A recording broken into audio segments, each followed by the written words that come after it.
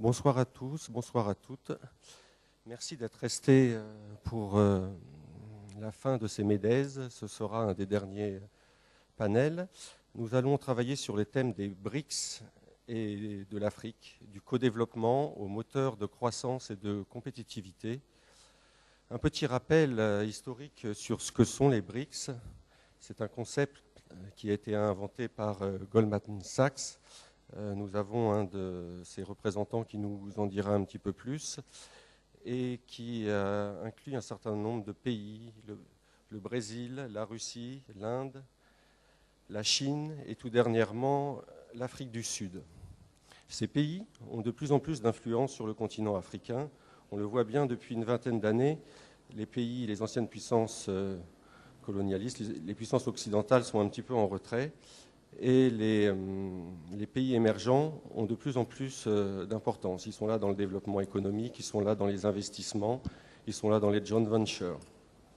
C'est une dynamique très forte qui a entraîné aussi l'arrivée de nouveaux pays émergents, notamment le Mexique, la Corée du Sud, la Turquie. On voit aussi avec le Maroc qui a une politique africaine maintenant très dynamique. Tous ces intervenants nous parleront bien sûr de ces nouvelles influences. Et nous avons aussi certains représentants qui viennent des pays africains. Nous avons l'ancien Premier ministre de Centrafrique qui nous dira aussi, lui, peut-être comment les pays africains perçoivent cette nouvelle donne. Comment il faut s'adapter, comment il faut s'organiser au niveau du gouvernement, au niveau des politiques publiques pour accueillir ces nouveaux flux d'investissement. Sans plus attendre, je vais donner la parole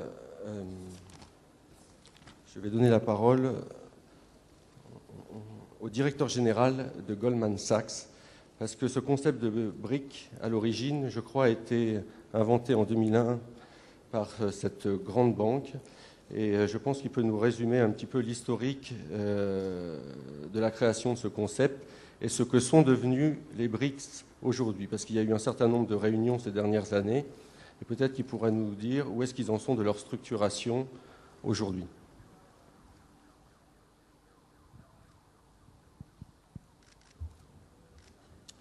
Well, good afternoon, and thanks very much for the invitation to speak at this conference. I must say, just as I introduce myself to you, coming from South Africa where I live, although I'm the partner from Goldman Sachs in charge of our business in Africa, I must say, having spent the first half of my adult life fighting the apartheid system in South Africa and helping the constitutional development of South Africa to the first democratic elections in 1994, and then going into banking in the last 18 years, 12 of which have been with Goldman Sachs.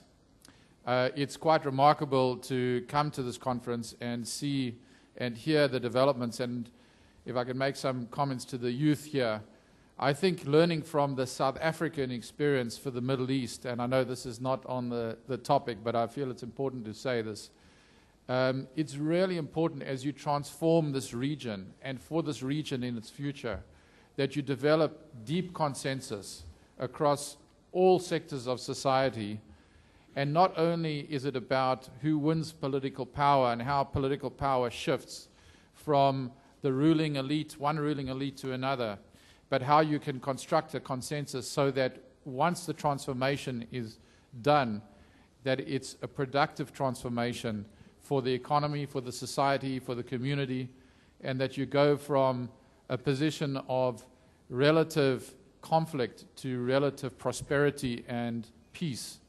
And this has been some of the experience, I think, in South Africa, that it's important that you don't just have one military victory over another, but you create a constitutional and negotiated basis for peace to develop.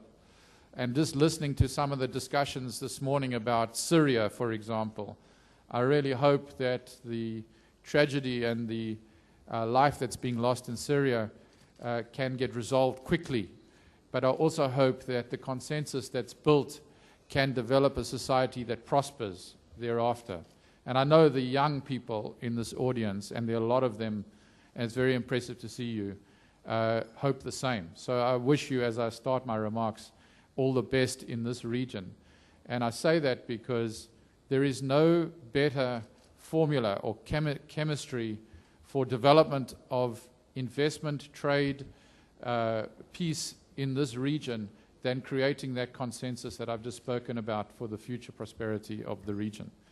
And so certainly we would hope that in the future all the countries in this region can experience that positive consensus and that send that positive message, which will be the symbol for investment in the region.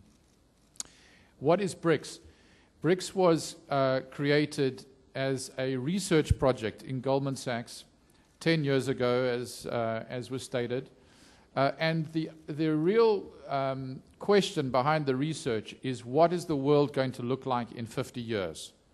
And if you looked at the development of Brazil, Russia, India, and China as the motive forces of global economic transformation, how will the development of those countries, using some base economic assumptions, develop over time? And therefore, how will it change the patterns of the world economy? And the economic assumptions looked at population, looked at very conservative growth rates, looked at demographics, and made some very aggressive assumptions about all of those going forward. And so when you look at China with 1.3 billion people, India with 1.2 billion people, Africa with just over 1 billion people across the continent, and extrapolate out at various growth rates with the populations, the economic analysis came up with what they called BRICS: Brazil, Russia, India, and China. And it basically showed that by the year 2050, the BRICS would overtake the developed world and would assume their place as the largest economies in the world going forward. And so extrapolated out that China would be somewhere around a $70 trillion economy in the year 2050. As it is right now, China is a $9 trillion economy, and that Brazil, India, and Russia would exceed all other countries in the world in terms of individual gross domestic product, or GDP, except the United States. And so it extrapolates forward that the world in 2050 will basically have China in the lead, the United States following, and then Brazil, Russia, and India, and so on. It also talked about what we call the next 11, which is the next 11 countries that are going to occupy positions of high growth and become very large economies in the world. And amongst those was Nigeria, Bangladesh, and so on. And so it created a rather controversial projection, an estimate of what the world was going to look like in the year 2050. Question: how has the 10 years that's passed dovetailed with the projections and the estimates? Well, the answer is interesting, because in fact the BRICS economies have in all respects developed faster than the assumptions made in the BRICS report. And so in fact the point at which China is going to overtake the United States, as per the estimates, has moved forward in time, and the degree to which Brazil, for example, is developing its economies is several years faster than made in the projections. So this has created much more credibility and momentum in terms of the understanding in the world about the BRICS report. I think the final thing to say is what perhaps Jim O'Neill, who authored the report, didn't imagine was that BRICS would become almost a household name. And that not only would become a household name, but that political alliances would form around the notion of BRICS. So today there is actually a formal BRICS meeting at the level of heads of state. And this has met several times. I think the next meeting, Ambassador, is due to take place in South Africa next year. But there have been several meetings of the BRICS leadership, and they have co-opted South Africa as the representative of the African continent in that meeting forum.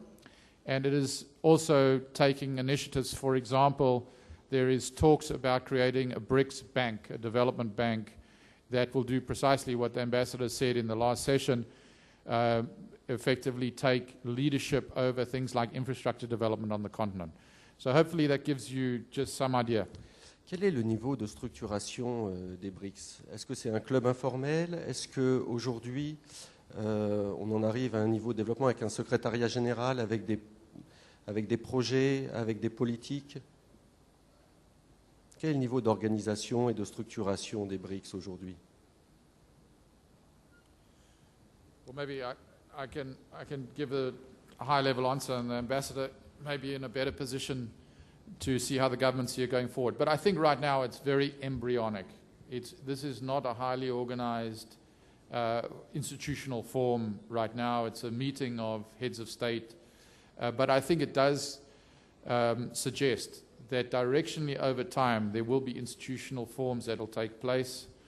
I don't know how advanced the government discussions are, but the ambassador maybe can tell us. Je vais passer la parole à Monsieur l'ambassadeur Zhong Jinhua, envoyé spécial pour l'Afrique du ministère des Affaires étrangères de Chine. Est-ce que vous pouvez nous en dire un petit peu plus sur le niveau de structuration de ces BRICS et après embrayer pour nous dire quelle est l'influence que les BRICS peuvent avoir sur le continent africain?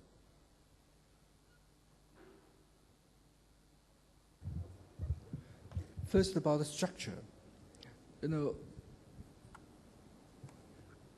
The BRICS system is actually developing itself only in the last few years. And during my posting as ambassador in South Africa, from time to time, I've been dragged into the discussions and about what we do for the BRICS structuring. We have quite a number of suggestions from all different sides.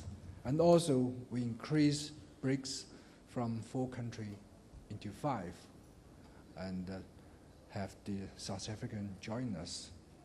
And during each session of meetings, not only the head of states meeting each other, but also ministers, supporting staffs meeting.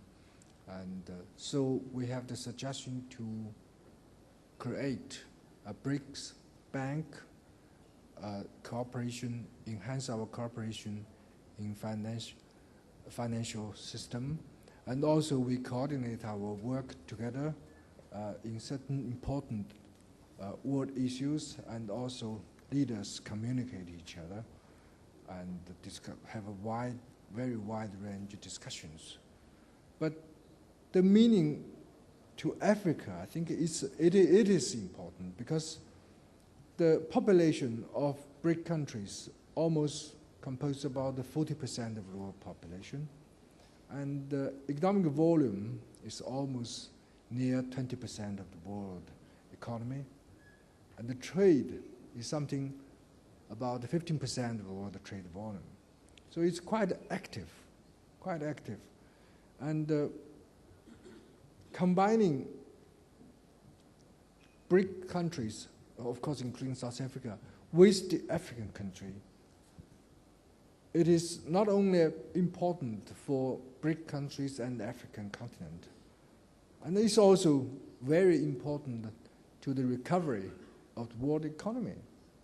And it is also certainly to strengthening the South-to-South cooperation. And also we work together for a much fairer, much comprehensive and rational international political and economic system. So I think this will create a much better world environment. Of course, it's good for all the developing countries, including African continent. Thank you. Monsieur l'ambassadeur, la Chine a fait une percée incroyable ces 15 dernières années en Afrique. Elle comble un vide laissé par les pays occidentaux, notamment en matière d'aide financière, en matière de coopération, en matière d'investissement. Il y a une nouvelle donne politique en Chine. Je sais que vous avez l'habitude d'inscrire vos politiques dans la durée. Est-ce qu'on peut s'attendre quand même à quelques évolutions?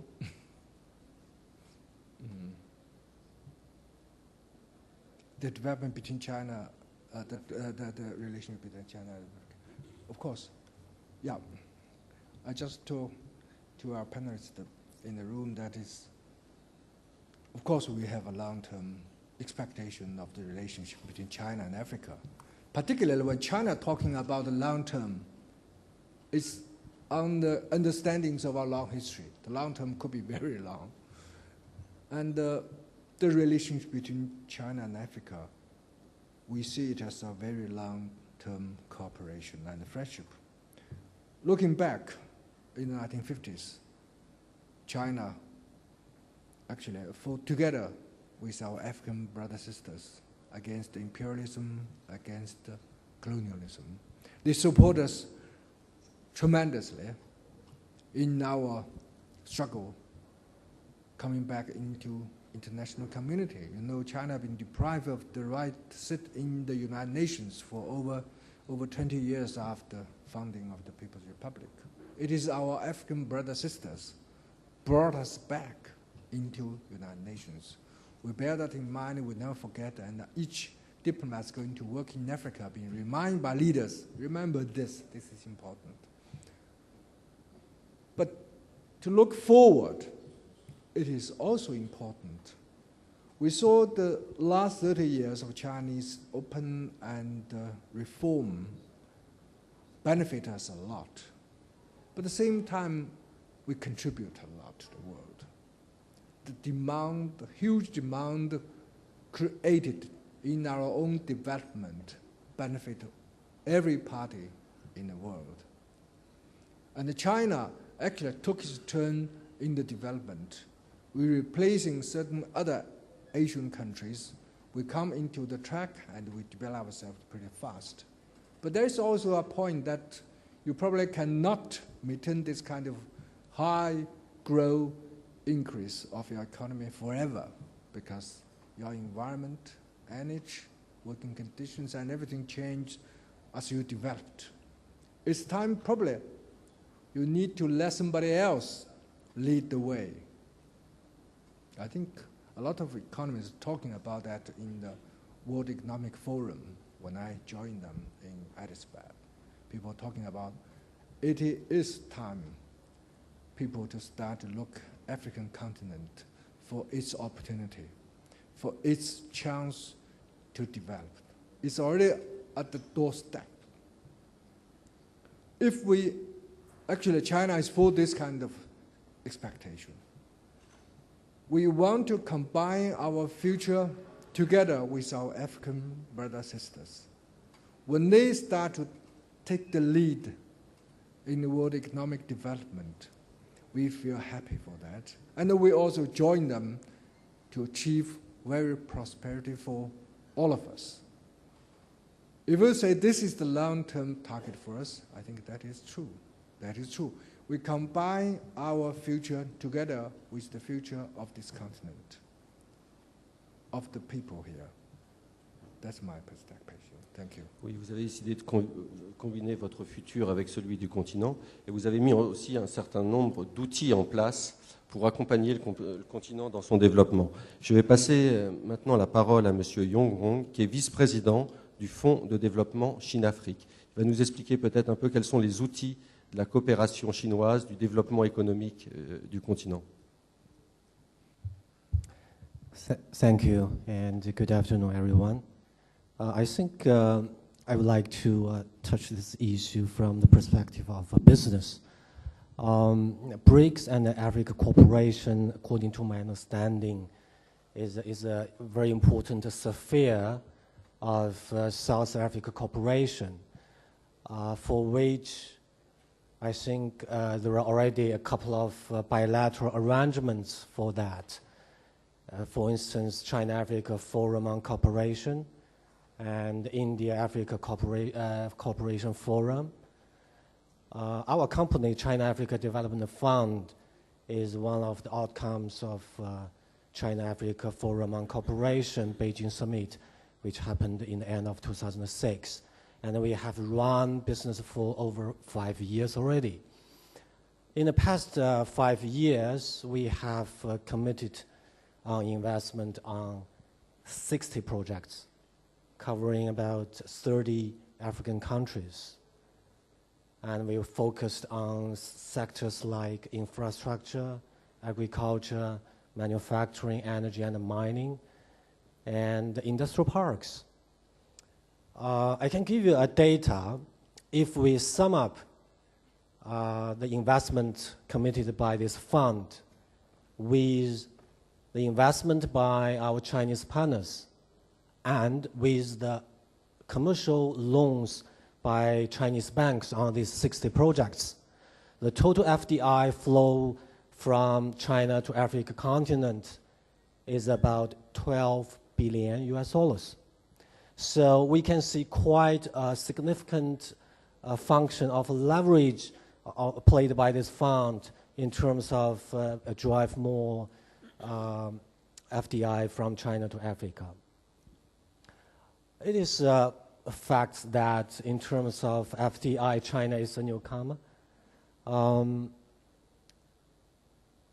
According to the statistics of UN, 2011, the stock investment by China to Africa is only accounting to 3% of the total of the world to African continent. So it's still a big potential for us to expedite our investment business in this continent. To me, BRICS and Africa, I think it's a very good, I mean, the topic of today, that co-development. For me, I think co-investment is our key words for next phase, the second phase of this fund, and the third phase too. I think BRICS countries, like Ambassador Zhong mentioned just now, we can have a BRICS bank. And to me, I think we can even have a BRICS investment institution, which can be an institutional one and also can be a project-based empirical arrangement. Thank you. Monsieur Wang, on parle de plus en plus de coopération triangulaire maintenant en Afrique, des coopérations qui peuvent impliquer 2 pays pour la mise en place de fonds sur le continent. Je sais que vous êtes très proche du gouvernement sud-africain parce que vous avez des échanges avec ce pays qui sont très importants. Est-ce que c'est une politique que vous comptez mettre en place? Est-ce qu'il y a déjà des exemples de coopération triangulaire qui sont réussis en Afrique? Avec les Français, avec les Sud-Africains, avec d'autres pays?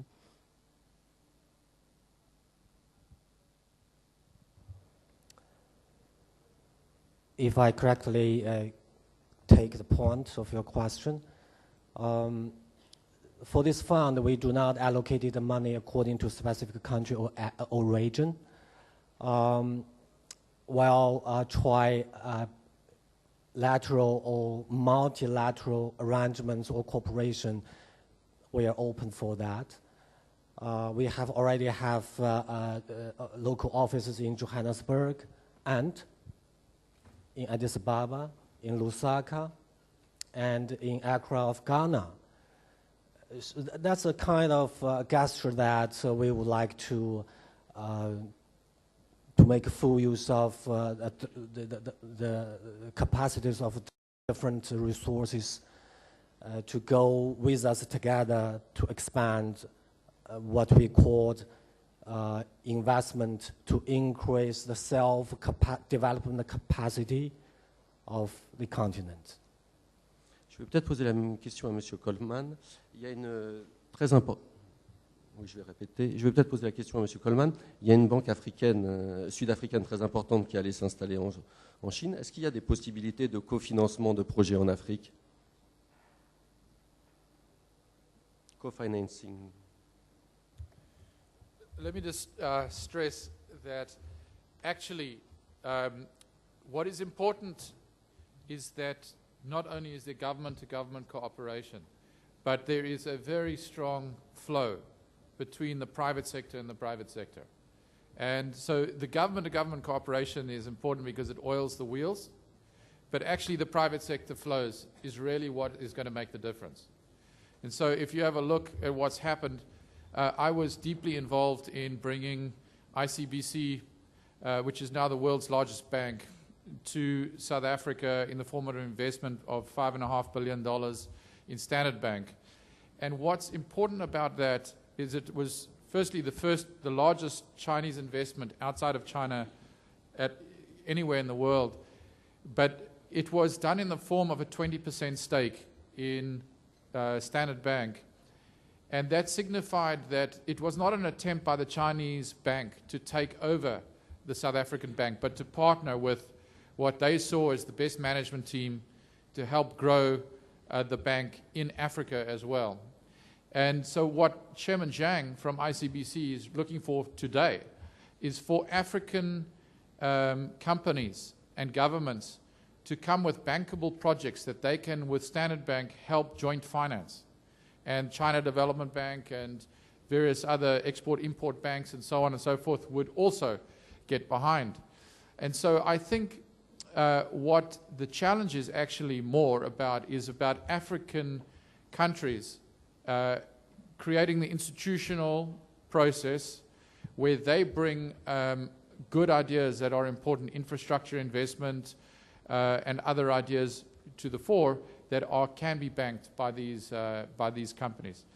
There are other examples which are perhaps more controversial, more challenging, such as natural resources, where Chinese companies, for example, have bought oil blocks. CNOC has bought in Uganda an oil block, in Ghana, in Nigeria. There's activity in the Sudan that people are aware of. We also, as Goldman Sachs, helped a Chinese mining company called Jinhua buy a copper company that was listed on the Johannesburg Stock Exchange for $1.5 billion that was operating or is operating in the DRC, Democratic Republic of Congo, and in Zambia, and is a very good copper mine process. So there are various examples of the types of things that are happening, but the most important thing is private-to-private cooperation is happening. If I could just say quickly, so we don't get too fixated on China, that when you look at what's happening with India, this is not government-backed, but companies like Bharti have bought big companies in Africa operating right throughout Africa. Many of the Indian companies choose to base themselves in Kenya because they like and they connected into the East African sector. You find that Brazil likes, because of the Portuguese-speaking nature of Brazil, they like very much Angola and Mozambique, and they're very involved along the West African coast because they think the topography of oil is very similar when the world was combined into one to the topography of oil on the east coast of Brazil. So there's a huge amount of activity happening from Brazil, from India, and then Russia is far more motivated around resources, so there has been isolated, perhaps not a systemic investment. But it's very important. I think the more we see the private-to-private flows, the more we're going to be able to say this is a successful experiment.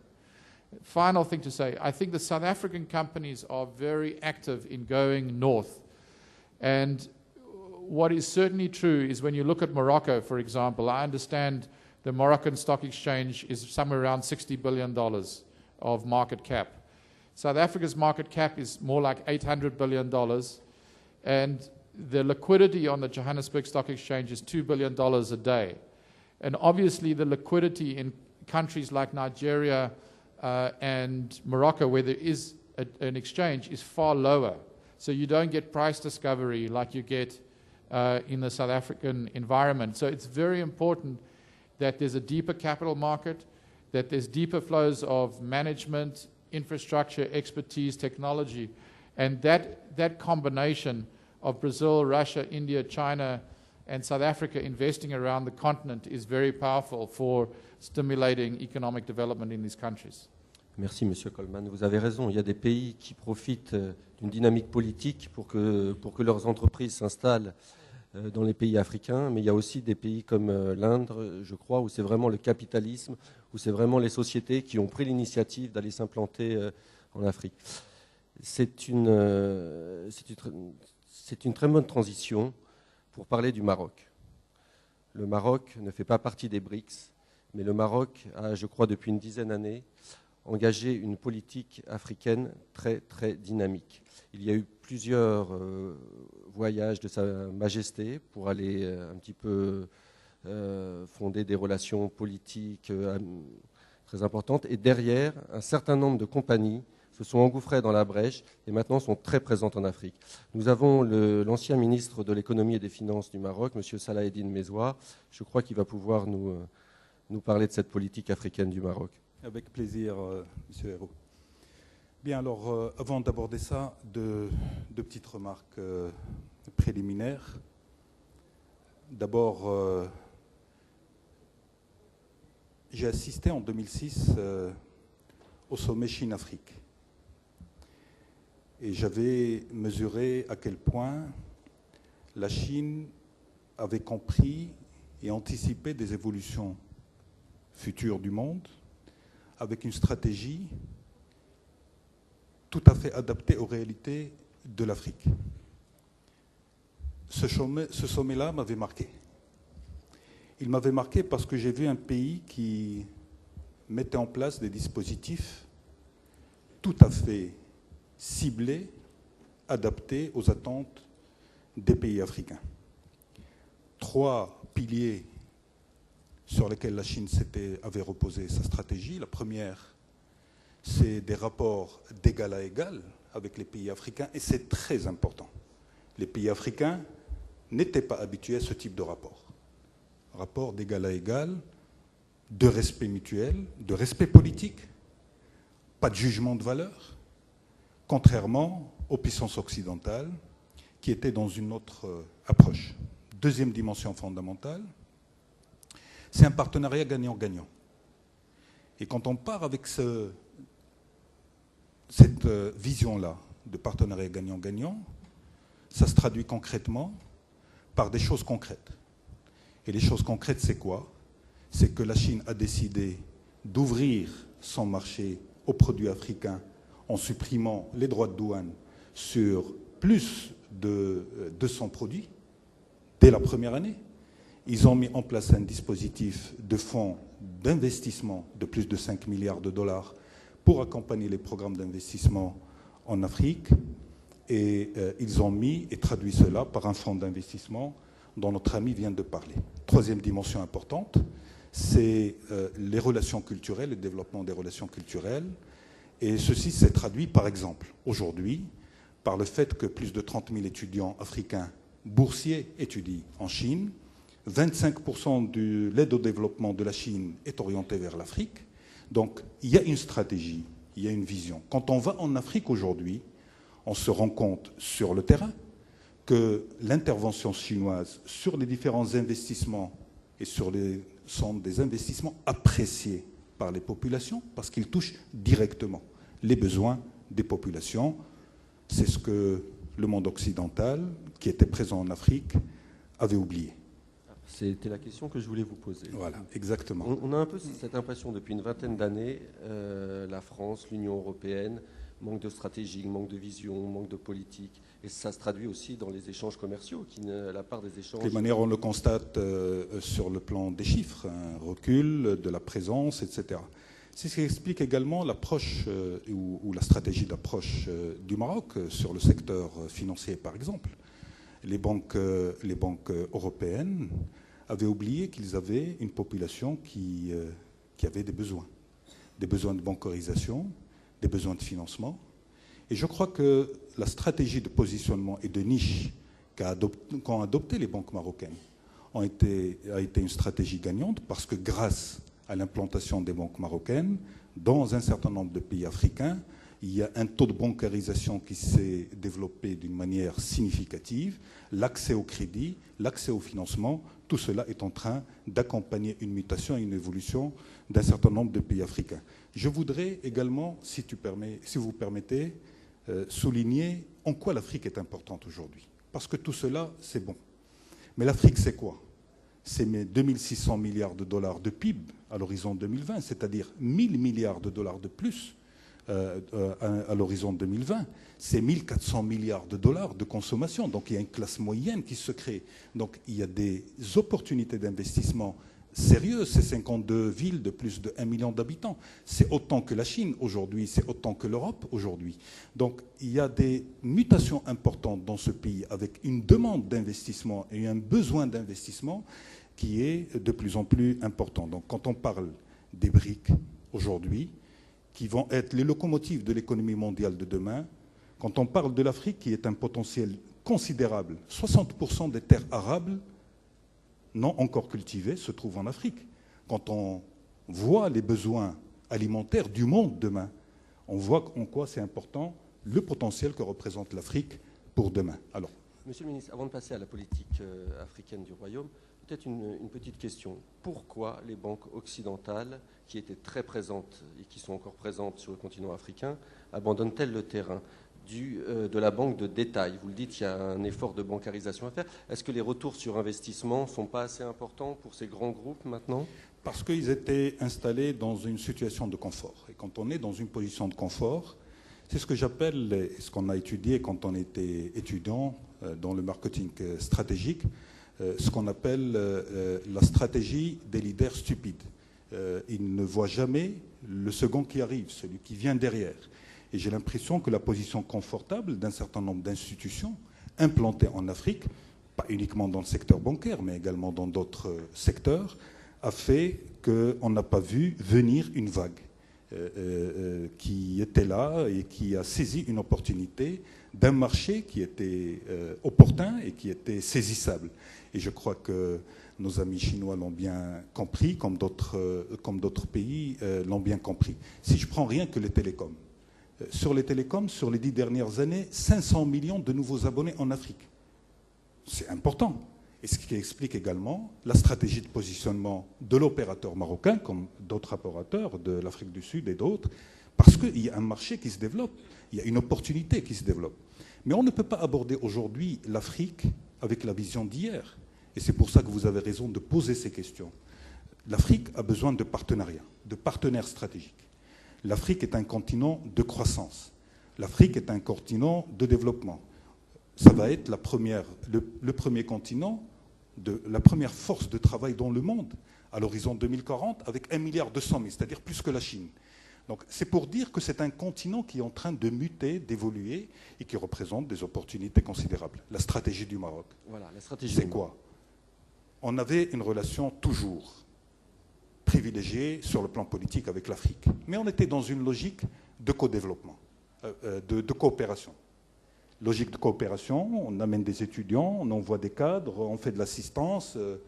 Mais la dimension commerciale, les dimensions économiques n'étaient pas présentes et n'étaient pas véritablement présentes. Sa Majesté, avec son ambition et sa vision pour la région, a effectivement mené toute une action, depuis d'ailleurs 2004-2005, qui a marqué ce changement dans l'approche marocaine en Afrique, en allant véritablement vers cette logique de partenariat stratégique et cette logique de gagnant-gagnant, de partenaires stratégiques. Mais on l'a fait aussi parce que nous avions les acteurs pour le faire. On ne peut pas dire on a une ambition de partenariat ou de développement sur un continent sans avoir les acteurs pour le faire.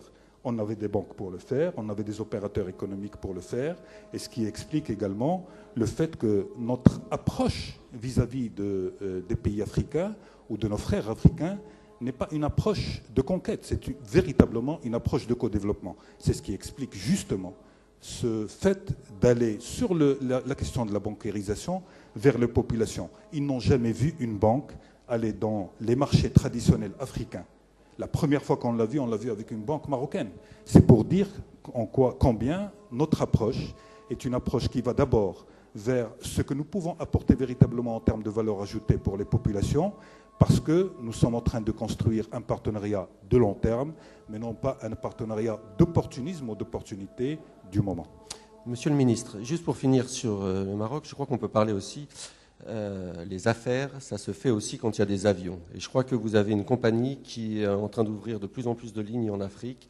Les affaires, ça se fait aussi quand on peut accueillir des étudiants. Et je crois que vous avez une politique de bourse et d'accueil des étudiants au Maroc.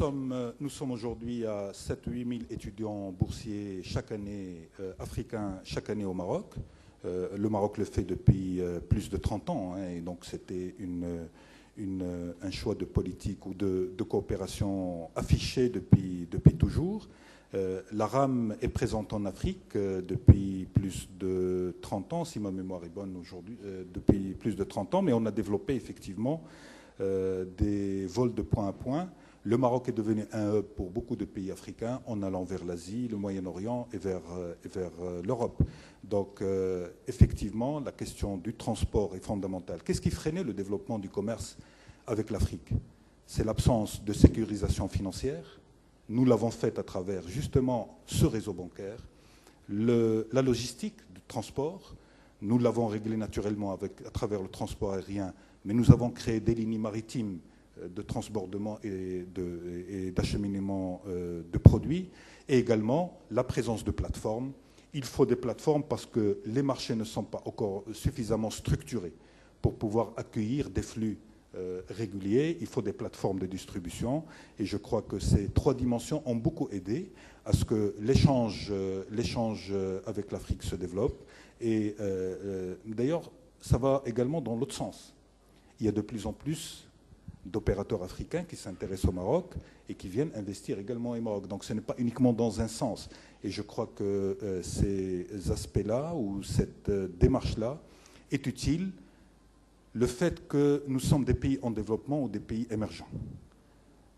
J'ai le sentiment que nous avons une meilleure compréhension des réalités des pays en développement que des pays qui ont réalisé leur décollage il y a longtemps. Nous avons plus de proximité sur les réalité, sur les difficultés des réformes et sur les difficultés de mise en place d'un certain nombre d'outils. Et je crois que notre action est beaucoup plus efficace aujourd'hui que celle de pays qui ont atteint des niveaux de développement très avancés et qui sont en décalage par rapport aux réalités des pays en développement et du monde en développement aujourd'hui. Merci, Monsieur le Ministre.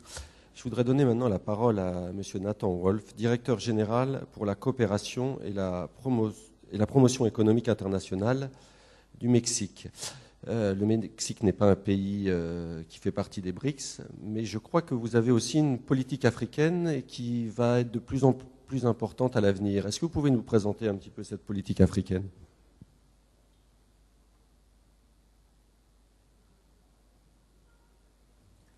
Hi, good afternoon all of you. Unfortunately, EMAs in Mexico or EMAs in Morocco are not part of that wall called BRICS. We are not just another brick in that wall. But the truth is that's just a level as we see it. Actually, Jim O'Neill from Goldman Sachs just came out with the missed countries, which is Mexico, Indonesia, South Korea, and Turkey, as in the way to redefine the emerging markets. But there are just labels. Mexico is trying to strengthen the relation with Africa.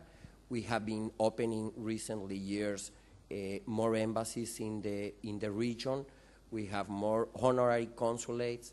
As a result also of my visit, we are trying to open a trade office in Casablanca, actually with a strategy to join forces.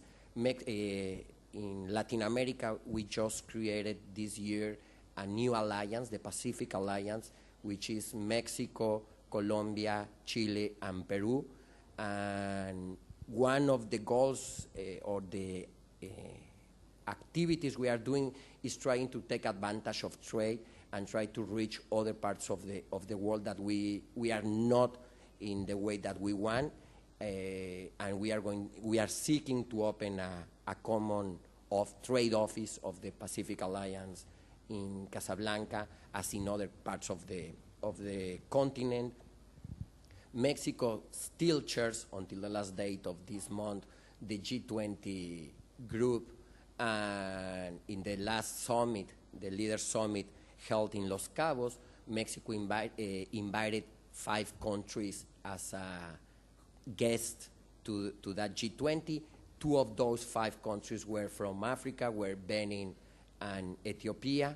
So we are looking to have more relations, strengthening our relations with Africa. Other ways to do that is to seek creative solutions. We just created in Mexico the Mexican Agency for International Cooperation, and we put the economic areas of the Ministry of Foreign Affairs within that agency in order to find ways also in the scope of the cooperation to increase the trade between Mexico and other regions. It's our priority to diversify our markets. We want to think out of the box. We don't want to see the trade balance just a surplus or a deficit within those balances, but also to create change of values.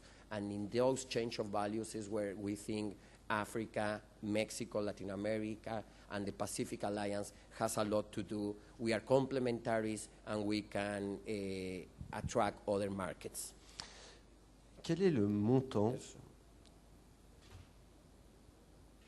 Quelles sont les sommes à la disposition de l'Agence mexicaine de coopération internationale? Qu'est-ce que vous faites concrètement? Est-ce que vous financez des projets? Est-ce qu'il y a des bourses pour les étudiants? Qu'est-ce que vous faites et qu'est-ce que vous comptez faire à l'avenir?